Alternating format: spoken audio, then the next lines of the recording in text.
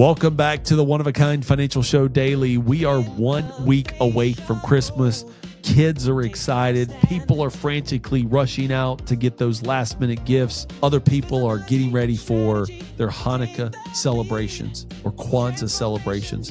Happy holidays to you all. Over today and tomorrow, we're going to highlight a fascinating conversation that I had on the Ideas by Mike podcast with Dr. Axel Meierhoefer. He believes that we are living in the age of, I'm going to let you figure that out, because on the podcast, we cut up a couple little small clips.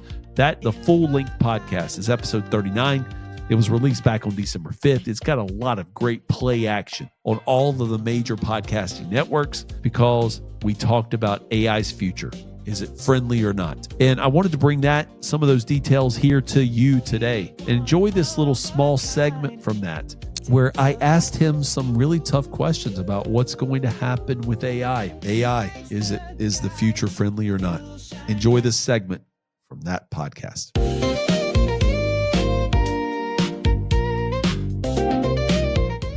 Axel, welcome to the Ideas by Mike podcast. Yeah, thank you, Mike, for having me. So you wrote a book called The Ideal Wealth Grower. I want to start there because the book takes on real estate and how it can impact your financial future. And as a financial services company, we have to talk a little bit about money first. So talk about your journey with real estate and why you see that as a key component of somebody's a portfolio and lifestyle. Yeah, well, it started out basically realizing that one way to hopefully get to financial freedom when you start really late, like I did. I started basically in my mid 40s, early 50s. So it felt like I don't have the full 40 years ahead of me anymore, is to make the money work for you and not just assume that you can basically make enough money and through your own time exchange for money kind of approach. Then I looked at, okay, how can I make the money work for me and what have other successful people done? And my research at least showed that the vast majority of them do at least some of it in real estate, in residential real estate. And I wanted to do something that I can learn, that I can really deep dive, become an expert and see where is the performance of the money, the investment that you make in the context of real estate the best. And when you look at the United States, the nicest areas to live at are not necessarily from an investment perspective the best performing areas for regular people like me. Right. If you are I was initially kind of fascinated by Arnold and the Terminator movies and the big money that he made and the amazing real estate portfolio that he created in California.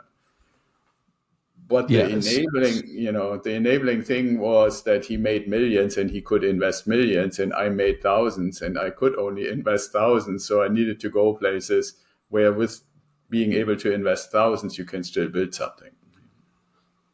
So when you did that, right? I mean, you obviously weren't living where you invested. It doesn't sound like that.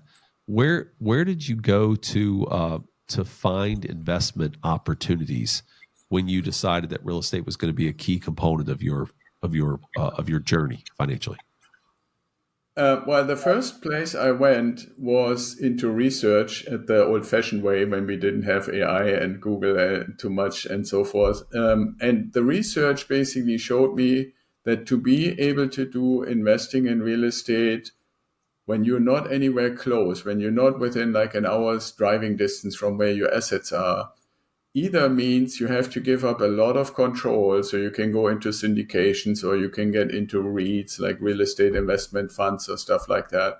But those assets are controlled by other people. So if you want the combination of I want to be in control, I want it to be mine, I want to hold the title, and you want it in locations that are high performing, you need to have a different system. And what I discovered through the research was the fundamental idea of turnkey investing, where you find a company that finds a property or builds the property, puts the property on the market for a fair price that actually appraises, and then also manages it for you all under the same roof. that was the first step. And then after I identified a bunch of companies with good reputation, then I started to invest with them. I want to go back just a little bit in your timeline, right? Because you're speaking like a true pro right now when you talk about, an hour away from where your assets are, having a turnkey approach to building wealth, investing thousands when others are investing millions. Those are like, it's gold from a concept standpoint. Your background is not in real estate though, is it? No, I had my first life career, so to speak, was in military aviation, flying fighter jets through the air and protecting the country. Right. So I mean, like you flew over your experience in real estate is you flew over a lot of it, and most of the time very fast. Very fast, yeah. But then like in a second or third act in your life, right? You realize that like real estate is something that for you is sound and secure, and something that you wanted to not only research but secure your family's future with. Is that correct? That's correct. And you can go a little cheeky and say, okay, I looked at the bottom of Maslow's pyramid of needs, and it has three things. It literally says shelter, security, and food. Right. So I've always liked gardening. So I always do a little bit of food for the family. I did Right. security for 22 years in probably the most amazing way you can. And then shelter was the other fundamental thing that will most likely always be needed. So it's in that sense a little bit of a logical and natural thing. Yeah. So what's the first year you got involved in? Do you remember the first deal you ever did to get started? Right. Yeah. So I was at the last assignment base, basically Holloman Air Force Base in New Mexico, where we were stationed, and I was responsible for bringing 800 soldiers and their families from Germany to that base to build a co-located flying training center between the German Air Force and the US Air Force on that same base. And the decision was made to say, okay, we don't want to build like some little thing where everybody is in a ghetto. We want the people to be integrated in the community, which meant a whole bunch of real estate needed to be built, because that was the city next, or the town next to the base is called Alamogordo, New Mexico. It was at the time a 25,000 people town. And so we needed to find a way to, with government funding, to get all these houses built. And the interesting thing was that the government guaranteed these houses to be basically paid rent to the people that occupy the houses for 19 years, because that was the contract that I had negotiated on behalf of the German government with the US Air Force. And still, even with that guarantee, very few people were willing to basically buy one of those houses and then rent it out to the people from the base.